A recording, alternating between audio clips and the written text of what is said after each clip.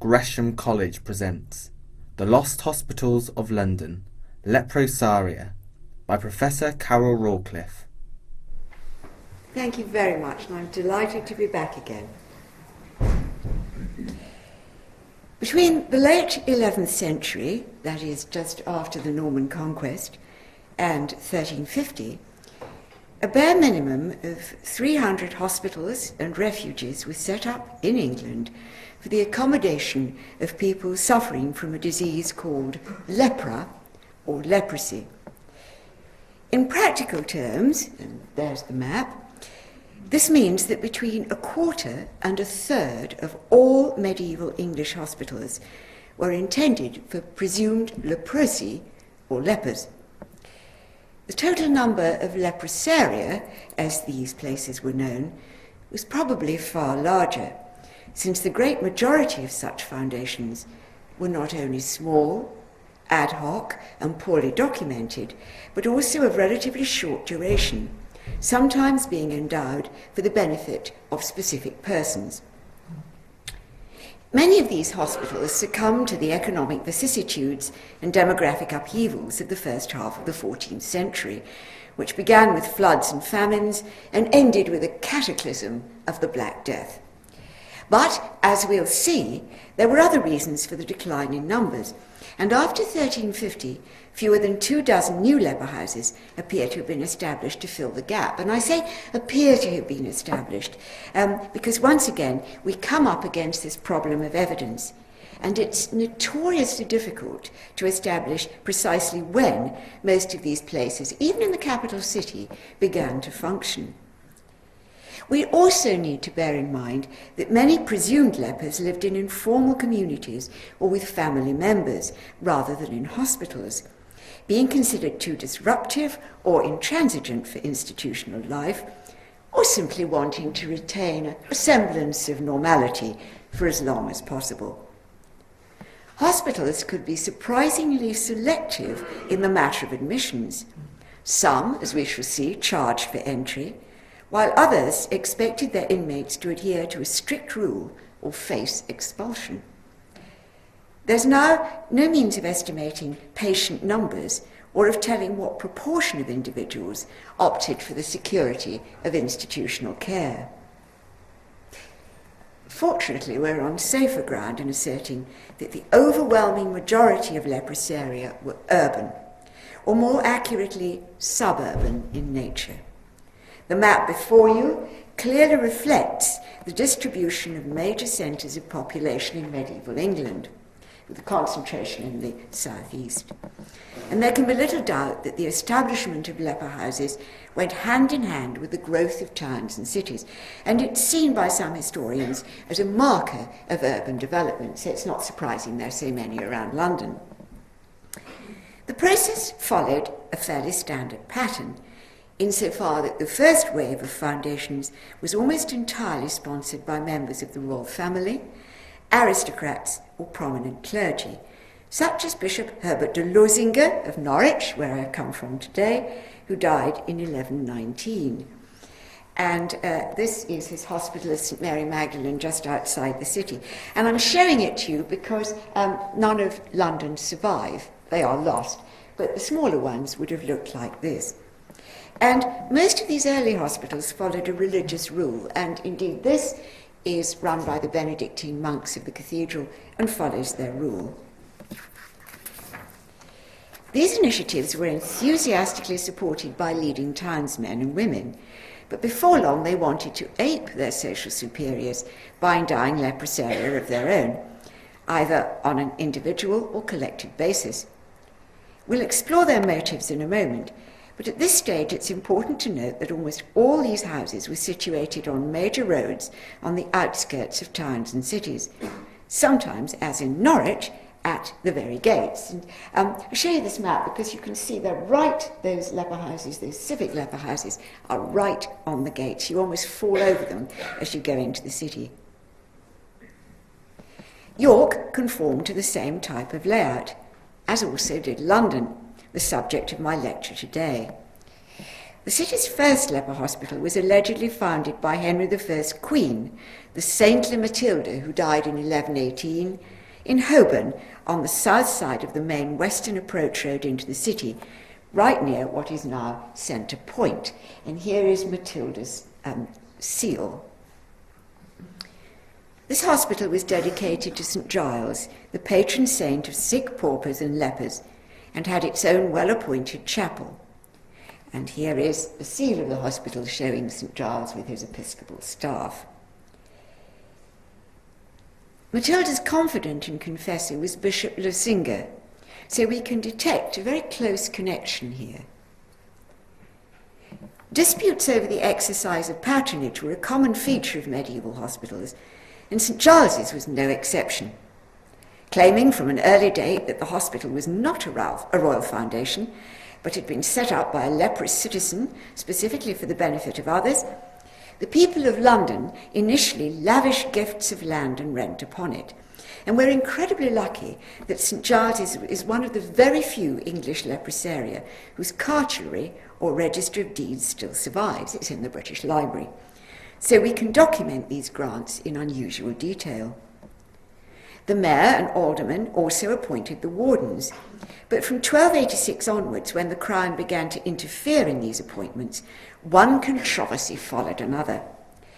Edward I's misguided decision to entrust the management of the hospital to the Order of St. Lazarus in 1299 led to a gradual privatisation of resources. If one weren't being polite, one might call it asset stripping, and helps to explain why Londoners decided to vote with their feet and set up other institutions which would admit patients free of charge.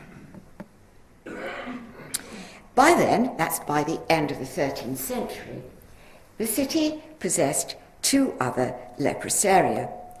The first in St. Margaret's Parish in Westminster, just here, on the site of what is St. James's Park, was allegedly founded by a group of pious citizens.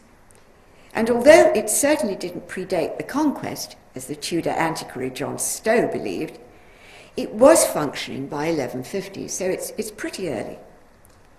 It was the only London leper house formally to follow a religious rule, being designed for 8 Augustinian canons who were healthy and 16 unmarried female lepers who were professed sisters sworn to poverty, chastity, and obedience. The sisters were certainly poor, since funding was precarious, but as visitation reports reveal, they weren't very obedient. They were always being told off for being a bit lippy. And there were evidently quite a few instances of what the shocked inspectors termed carnal copulation. Since the canons were given to fraternising with the sisters over a drink, this is perhaps hardly surprising. Visitation reports give you a wonderful picture of what really happened in these places. The second house, known as Le Loch, is just sort of down here, south of the river in Southwark, and was founded in 1227 under civic patronage, with some support from the Crown. Like many English leprosaria, it was dedicated to St. Leonard, who is interestingly the patron saint of prisoners. And this isn't because lepers were incarcerated, but because they were regarded as captives of a debilitating disease. They were often known as prisoners of God. We don't know much else about the house or its inmates, save for the fact that it was eventually placed under the management of full-time wardens, appointed by the mayor and aldermen. And it was run along with a house up here in Hackney. This was also under the management of wardens, which was up and running by about 1330, but may have been much older. So we start out by 1330 with these 4 houses, which I've itemised to you here. To these original 4 leper hospitals were added smaller houses managed by civic wardens at Knightsbridge and at Mile End, which were both in existence by around 1475. A modest private leprosarium in Highgate, built or acquired in 1473 by one of Edward IV's yeomen, who contracted leprosy and was given the land by the king, very generously, and an extremely obscure institution in Hammersmith, which is mentioned in a will of 1500, but nowhere else. So these are the next ones. And also, in his will of 1399, Richard II left money to a community of lepers in Bermondsey. But I think, rather than Bermondsey, he was thinking of Les Loch, the hospital in Southwark. And I suspect that, like many Londoners, his knowledge of the Terra Nova south of the river was a bit dicey. In case you think I'm exaggerating, I asked my husband, who was born within the sound of Bow Bells and spent his first 25 years in London, precisely where Bermondsey was, and he didn't know, so I rest my case. By the close of the Middle Ages, the distribution of London's leprosaria looked like this. So you've got one there, one there, one there, one there, one there, and then you move up here, and down here. So you've got a ring of them around the city. And this is like any major European city. There were at least 8 houses of varying size, wealth and ownerships dotted around the suburbs on the major approach roads. And please notice they're on the main roads, or very near them. Why were these houses built? Why did they seem so necessary? Who lived in them? How were they regarded by the wider community? The answers may seem obvious to those of us who grew up on a diet of 19th century literature, such as Robert Louis Stevenson's The Black Arrow.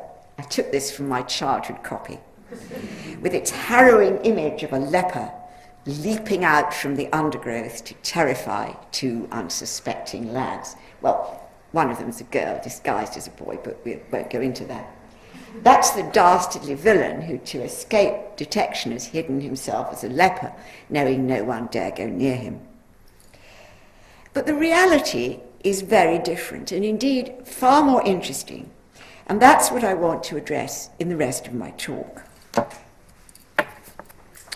Some of you may recognise this watercolour, which appears regularly in books on medical history and archaeology. It was painted in 1912 by Richard Tennant Cooper and depicts the residents of an unspecified medieval town, and I quote, "scrambling to get away from a leper." That's the title. "They're in such a hurry, they've even dropped the baby." We can find it, for example, in the recent plague, pox and pestilence, Disease in History, a glossy and profusely illustrated history of epidemics aimed at the general reader. I've got a copy, some of you may. The accompanying text observes grimly, and I quote, "The world of the medieval leper was outside the safety of walled cities and towns, a world belonging to bandits and other wild creatures." Such assumptions form but one resilient weed in the dense undergrowth of myth and misinformation that has sprouted up around a disease whose history has so often been misunderstood, misrepresented, and sensationalized. And inevitably, the role of the leper hospital has also been consistently described in terms of isolation, confinement, and exclusion.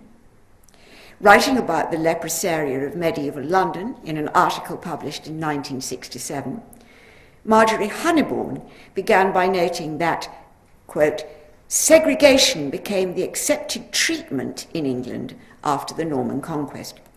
She then informs her readers that, and I quote, "so terrified were other men by them that lepers became social outcasts with no common law rights. The burial service was read over them by the church, and they were classed with idiots, madmen, and outlaws by the state. They lost all property rights, and a long list of prohibitions was inflicted on them." And she goes on to itemize these prohibitions at some length. In point of fact, none of these statements is true, although they are now so ingrained in the popular mindset that it's extremely hard to shift them. Indeed, since I myself shared all Miss Honeybourne's assumptions when I began to study medieval leprosy, over a decade ago, you might regard today's lecture as a penitential exercise. That a disease called lepra played a notable part in the medieval imagination and was accorded a degree of significance far beyond the physical threat it actually posed cannot be denied. But nor can the fact that responses to it were far more sophisticated, diverse, and subject to change across time than much of the previous historiography would have us believe. Tennant's watercolour does indeed provide an entirely accurate and very revealing depiction of medieval responses to leprosy, but only as they were imagined at the start of the 20th century, when the painting was commissioned by Sir Henry Wellcome. I should add, Sir Henry Wellcome paid for my research, so I'm sure he feels penitential too. It was produced at a time when leprophobia was at its height, following the 1897 Berlin International Conference on Leprosy, during which the disease was mistakenly, as it transpired, deemed to be highly infectious, and a mandatory system of segregation was recommended by the assembled physicians and bacteriologists.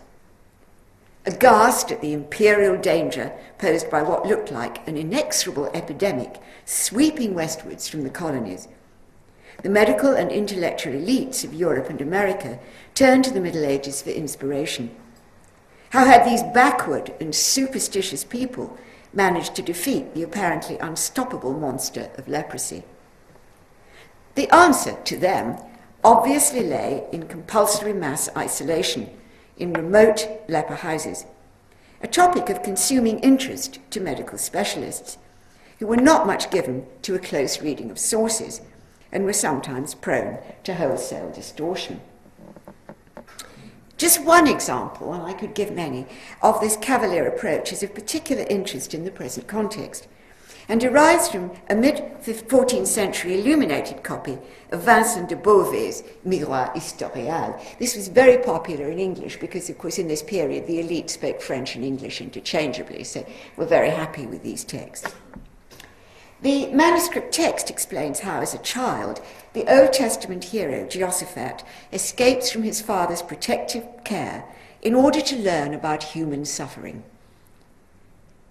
Deliberately seeking a leper and a blind man, the blind man is at the back, he goes out of the city to welcome them. Il allait à leur rencontre at the gates of Jerusalem. The leprologist Edouard Janselme, however, used this image as evidence of the stringent sanitary measures employed by medieval towns. 2 lepers arrive at the city gates, he writes, but the guard on duty makes a sign forbidding them to enter. So from the welcome of Jehoshaphat, it becomes the exclusion.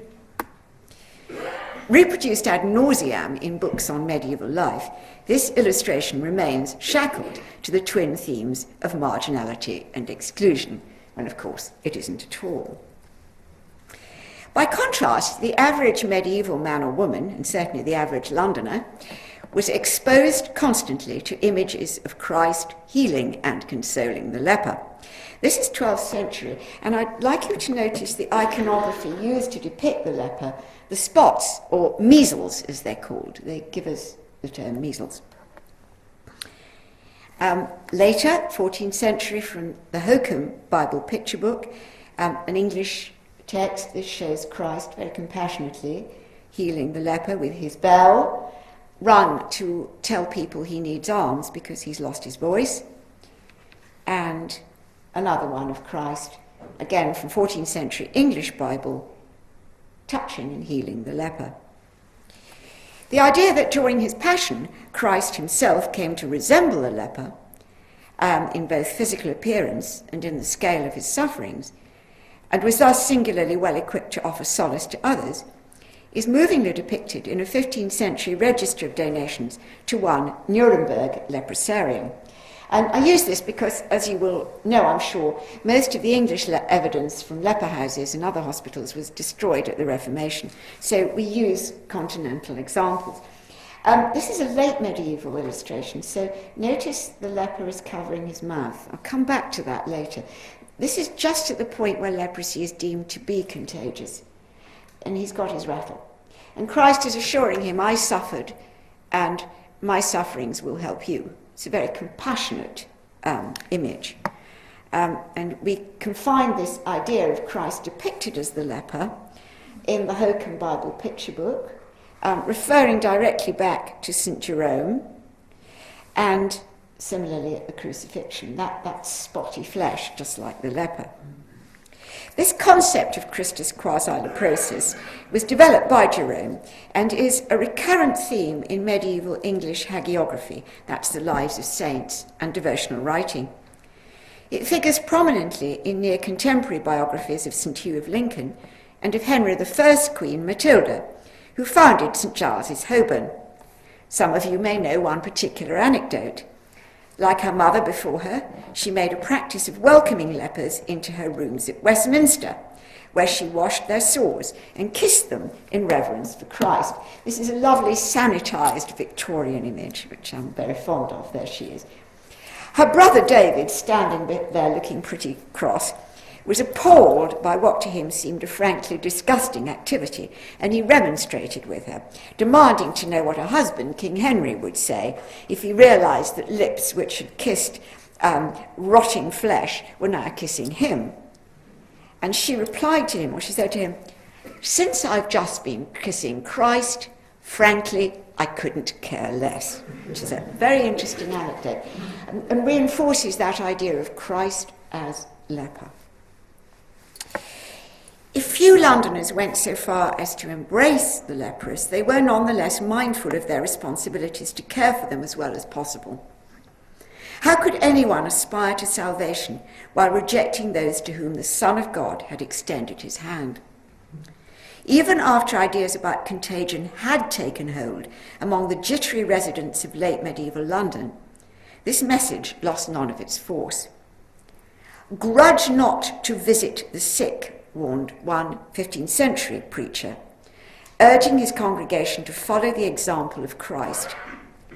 For it is written in the gospel that he touched bare lepers, and they were made whole. Wherefore the servant should not disdain to do what his Lord did. Notice again, this is an early 16th century engraving, that you have the leper's nose covered here, and we are outside the city wall. I'll come back to that in a moment.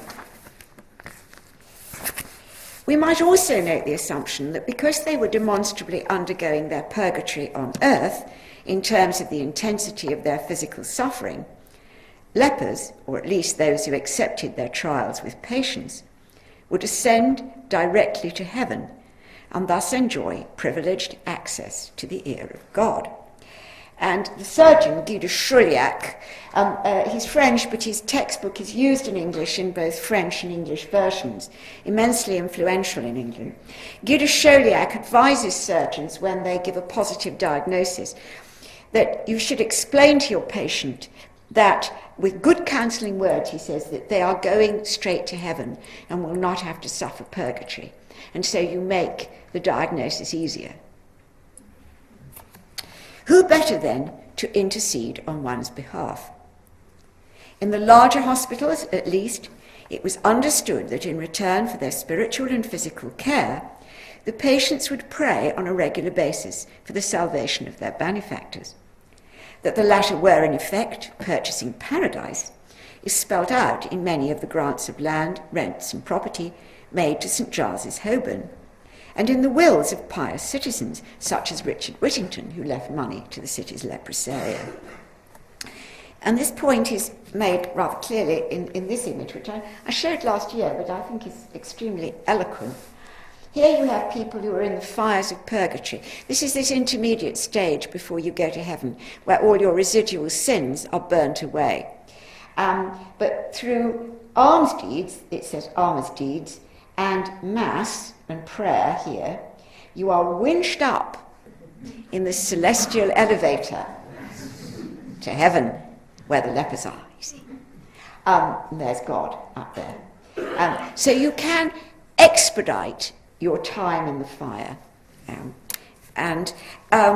This is very interesting because clearly the people who give to leprosaria have got that eye on this idea. We don't, unfortunately, know what regulations the staff and patients of St Giles's, Holborn were expected to follow, but a lawsuit of 1391 reveals that the chapel was well enough stocked with vestments, plate and service books to mount the full Opus Dei, that's the 7 canonical hours, as well as elaborate requiem masses, that sort of thing, for patrons. It also owned a mortilegium, or obit book, which has now been lost. But we do have one, just one, survives for the leper hospital of St Mary Magdalene at Gaywood outside King's Lynn. It's the only mortilegium to survive for any English hospital of any kind. They were all destroyed at the Reformation. And you have here the names of all the donors who have given money, and they would be prayed for at special services. And the mortilegium would be on the altar at the Mass and would be held up to the assembled patients. A similar round of services was followed at St James's, Westminster, although the female patients who came from higher status families and probably felt less gratitude towards their benefactors were reluctant to get up early for matins and had constantly to be reminded of their responsibilities. So I think if we look at this map, what we can see here is a spiritual cordon of prayer around the city, just as the walls of London, which are here, represent the physical defences. Hospitalised lepers and the wider community were thus closely bound by ties of mutual obligation, although the principal onus lay upon the healthy members of the urban body to provide for those who were sick. Men and women who ignored the sufferings of Christ's earthly representatives were left in no doubt of the grim fate that awaited them after death.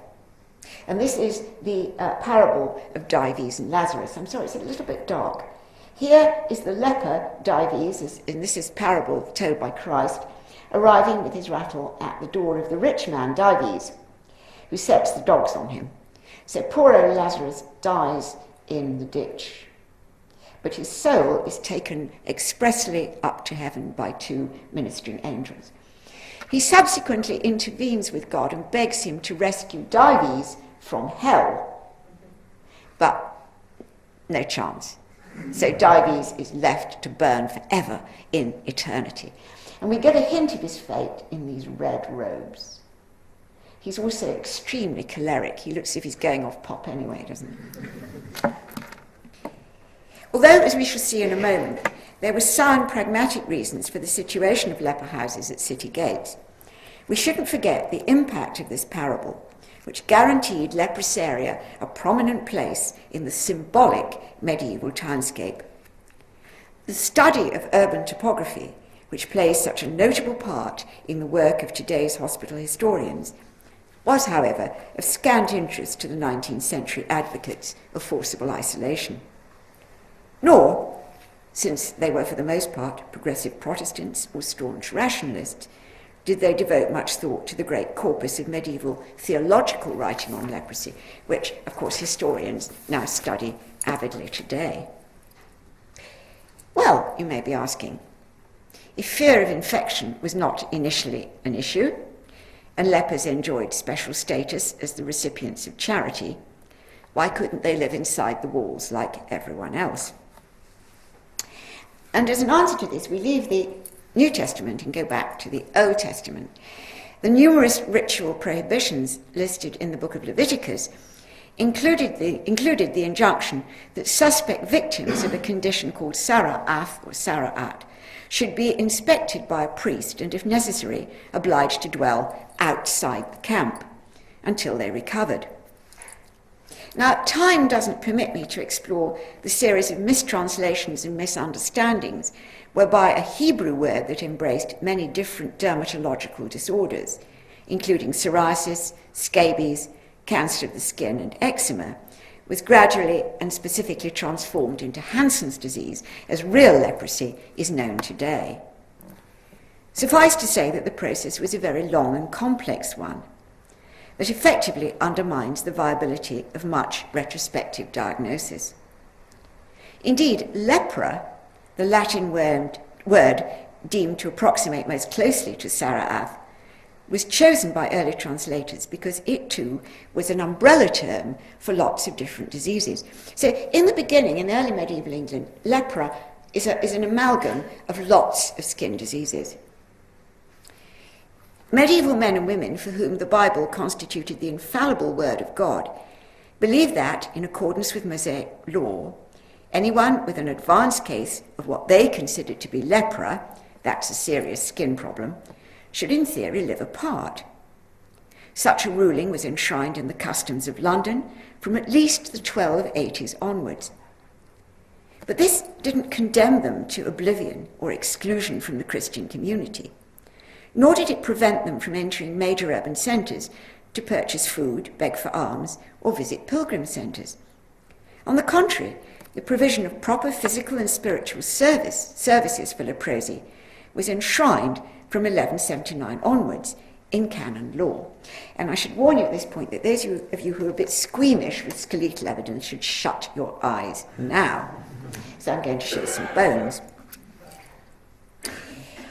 However, some of the inhabitants of these suburban leper hospitals were victims of what we today call Hansen's disease. So there are, if you like, real leprosy among the other leprosy.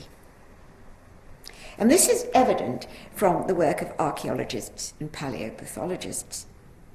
Skeletal evidence, and this shows Leprometer's leprosy, which is the most aggressive form, which is relatively abundant, confirms that Hansen's disease was endemic, if not ubiquitous, in pre-modern England. These individuals were the victims of this Leprometer's strain of leprosy, the most virulent and lethal strain of the disease, which produces the unmistakable deformities still unfortunately familiar to us today from the Third World. And leprosy has become a forgotten disease, and I hope people will not forget it because it's still with us. The symptoms can readily be identified in the human skeleton, as we can see from the feet. This shows the nervous damage, which means people can't feel, they have no sensation in their extremities, which become infected, and they lose toes and fingers. In the face, which results in damage to the nasal cartilage, to the jaw, loss of teeth, and the polluted breath to which late medieval sources refer. And this kind of image, which very clearly depicts a victim of Hansen's disease, saying in English, "Some good, my gentle master, for God's sake," ringing her bell because she has no voice, it's become hoarse. Although the arrival of a steadily growing mass of medical literature from Muslim centres of learning in Spain and the Middle East led to the introduction of more precise and superficially familiar diagnostic criteria from the late 12th century onwards, they took quite a while to spread from the pages of specialist literature, and even longer, as we'll see, to impinge upon the English populace at large. So as a result, a wide range of dermatological conditions might be termed leprous, and it's this lack of diagnostic precision, rather than epidemic of leprosy, as we understand it, that helps to account for the striking number of leprosaria that sprang up in England between 1100 and 1300. This is, after all, an age before antibiotics. A lot of people have skin problems. And if we look, for example, at one case, this is Elias, the leper monk of Reading, who's described in the Miracles of Thomas Becket, whose abbot forbade him to go to Becket's shrine, which was just started in 1170s, but ordered him to come to London, where the best physicians were to be had. And the physicians there said they could do nothing for him, so surreptitiously on his way home, he snuck into Becket's shrine and was cured. And it's clear from the account of his symptoms that he was a victim of psoriasis. And this confusion between different diseases is easy to understand because up till the 14th century, people almost invariably focused upon facial symptoms, which is hardly surprising given that bodies were otherwise so heavily covered. This is a picture of a female leper at the shrine of St. William of York, probably suffering from eczema or another skin disease. Notice these people come and go to shrines very easily. Nobody prevents them or gets in their way. And interestingly, up to the 14th century, in legal terms, a leper was expected to live apart once his or her aspectus, or appearance, became insupportable. That was the definition. And this is a very subjective matter.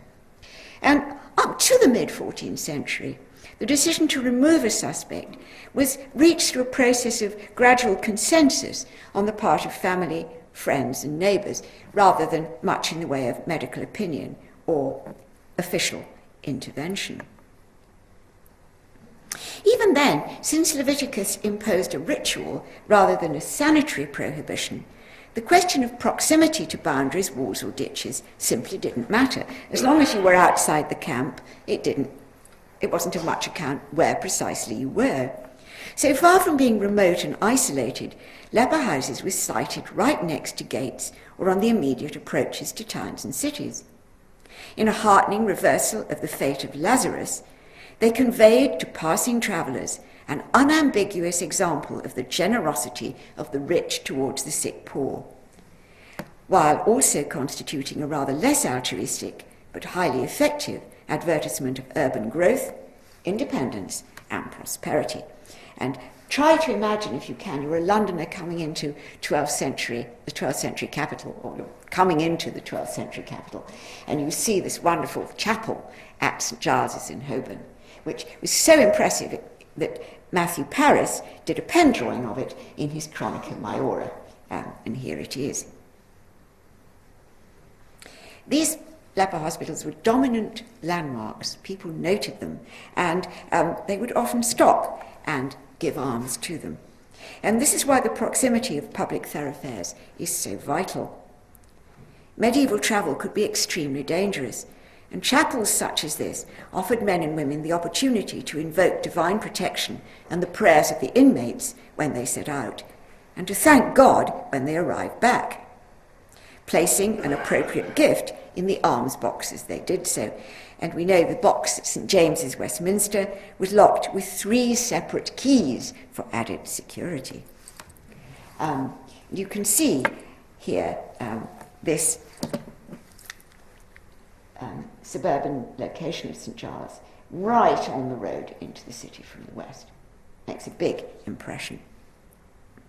And we should note too that other hospitals for the sick poor, such as St. Mary's Spital, the big London General Hospital outside Bishopsgate, friaries, such as those here, and baronial residences, shared this type of extramural location, not least because they too needed sufficient space to accommodate and support a sizable community. Copious supplies of pure water in wells, streams and rivers were essential for laundry, waste disposal, brewing, cooking, gardening, animal husbandry, and the creation of fish ponds. English hospitals aimed to achieve at least a modicum of self-sufficiency, and these leprosaria were no exception. Indeed, interestingly, I think, light gardening duties were deemed to be therapeutic for the more mobile patients, who were encouraged to take gentle exercise as a means of dispelling the melancholic humours then associated with the disease. St. Giles's, here, occupied an 8-acre site and owned a further 16 acres up here across the road before the Reformation. These are all given by generous citizens who, in return for prayers. And in 1391, owned a sizable number of pigs, cattle, poultry, and agricultural equipment. So these are running as sort of almost private farms. By this date, the mayor and corporation had gone to law to force the master of St. Giles's to honour his obligation to make available places for at least 14 leprous citizens of London, who were to be supported free of charge according to the terms of the original foundation charter. Their legal battle, which began in 1354, just 4 years after the Black Death, marks a significant shift in attitudes to leprosy. And it's only at this point that we can begin to approach what those 19th century leprologists and bacteriologists actually believed. This shift was driven by the dissemination of medical knowledge across the social spectrum, as ideas that had previously been the preserve of an academic elite gained far wider currency. The canon of Avicenna, great Muslim physician who died in 1037, was introduced to the West gradually from the 12th century onwards, but really only begins to circulate in any numbers in the 14th century. And it contains a lengthy section on diagnosis and the treatment of lepra as Hansen's disease. It's much, much more specific. It's also at this time that the judicium, or formal examination, professional examination for leprosy, is introduced, adhering to between 40 or 50 specific symptoms which are itemized and which have to be ticked off respectively. And if you get a certain number of ticks, then you're deemed leprous. And again, these symptoms are very similar to what we associate with Hansen's disease, including a blood test here, examination of the whole body, not just the face, and of the urine. It gives you some idea of how patronizing people are to medieval medicine. One 19th century author said that the leper's wig is being washed here. His blood is being tested. Furthermore, a conviction that plague, and of course plague breaks out here in 1348, was spread by miasmatic or corrupt air, prompted nervousness about the polluted breath and presence of lepers, and we begin to detect this on any scale for the first time. Given that the invention of the microscope lay far into the future, and that the population of London fell by at least half during the later 14th century as a result of successive epidemics, the rationale behind this response is easy to understand. Fear of infection in a society preoccupied by the threat of pestilence meant that Londoners were especially conscious of the need to maintain adequate provision for those whose presence now seemed to threaten public safety. And it's this point that leprosy becomes a morbus contagiosus, or a communicable disease, and only then. Even so, both Edward III and Edward IV, who had access to the very best medical advice, were occasionally prompted to chide the mayor and aldermen for their laxity with regard to the freedom accorded to known suspects. In 1346, for example, just before the Black Death, Edward III took them to task for allowing lepers to frequent brothels, taverns and bathhouses in the city and to wander around the streets, thereby allegedly affecting others. Perhaps mindful of this reprimand, in 1372, just after another epidemic, the mayor issued orders for the removal of one John Main, who persistently frequented public places in defiance of orders that he should leave the city for a hospital. And the fact that he was a baker may have increased anxiety, for he's the only named leper to face expulsion from medieval London. So even now, the citizens are, to be colloquial, fairly laid back about the risks. They're not as insistent upon it as the Crown might have liked. We can get a good idea of the discrepancy between theory and practice from an exasperated letter addressed by Edward IV to the rulers of London in 1472, just after another outbreak of plague and the discovery of a case of leprosy in the royal household. Despite the fact, he said, that several devout and well-disposed people had endowed hospitals outside the city to the pleasure of God and for the habitation and dwelling of people infected with the disease, many such people remained at large, wandering about. He goes on to tell the corporation off because these lepers were vagrant and wandering, contrary to the will and intent of the edifiers and builders of the same, as well about in this city and suburbs of the same, mixing and meddling daily with other people who be of clean disposition or complexion and not infected with the said sickness, which, if it should be suffered, should cause great hurt, jeopardy and peril to persons of clean complexion. for it is certainly understood that the said sickness daily grows and increases by such meddling and communication, more than it's done in days past. So we can see here the sea change in attitude. That the corporation took the supervision of its leper houses in Hackney and Southwark more seriously than Edward's order implies is apparent from its readiness to exempt the wardens from all other civic responsibilities, considering their meritorious labour, their onerous occupation, and the expenses and losses by them daily incurred. Yet it seems clear that even a century after the Black Death, the inmates of London's leprosaria enjoyed a striking degree of freedom to wander about, and they were still the recipients of generous legacies from their fellow citizens, who were mindful that mors improvisa could strike at any moment. That Londoners had taken to heart the parable of Dives and Lazarus and had closely integrated their leprosaria into urban life is, I think, beyond question. In its early days, at least, St Giles's, Holborn was liberally endowed with rents, tenements and market stalls in the very heart of the city. And other houses also attracted a groundswell of support from members of the merchant elite, who not only hoped to secure a rapid transit through the fires of purgatory, but also regarded hospitals as a powerful manifestation of collective authority and collaborative action. We can, I would argue, see here an expression of urban pride, a self-conscious desire for independence and a wish to demonstrate the ability of the urban body to succour and protect all its members, however sick and needy. Such hospitals were what might today be termed a projection of the brand image or corporate message.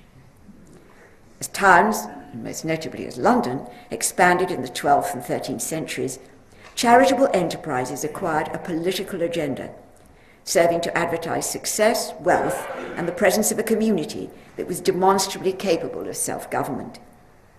Collective involvement in such enterprises, moreover, gave ordinary men and women of limited means a sense of public proprietorship and, of course, a share in all those attendant spiritual benefits. The leper may have lived outside the camp, but unlike Lazarus, he or she remained a figure of central importance within it. Thank you.